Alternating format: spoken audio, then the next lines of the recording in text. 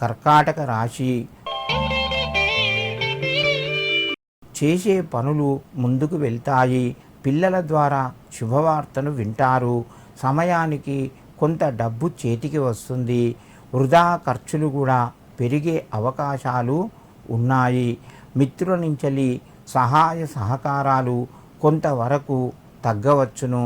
మంచి నిర్ణయాలు తీసుకోవడం వలన మీకు మంచి లాభాలు పొందే అవకాశం ఉన్నది. కర్కాటక రాశివారు ఈరోజు మీ యొక్క కులదేవతకు నమస్కరించి మీ పనులు ప్రారంభించండి. మీకు మరింత శుభయోగం కలుగుతూ ఉంటుంది. సింహరాశి. చేసే పనుల్లోపట అనుకూలంగా ఉన్నాయి. పరిస్థితులు ముందు కంటే కొంత మెరుగుపడతాయి.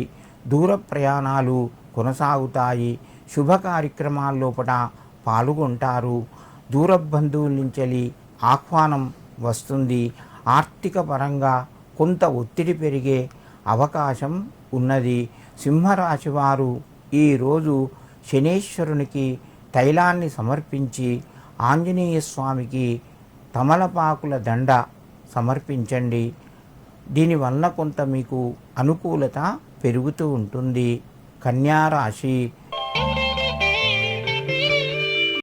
ఈ రాశి వారికి ఈరోజు మధ్యమ స్థాయిగా చెప్పవచ్చును.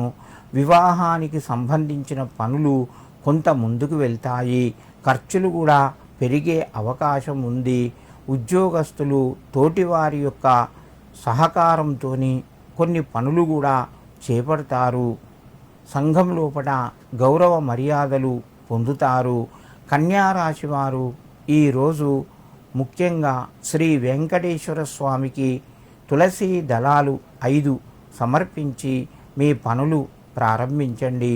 మీకు మరింత శుభయోగం కలుగుతూ ఉంటుంది.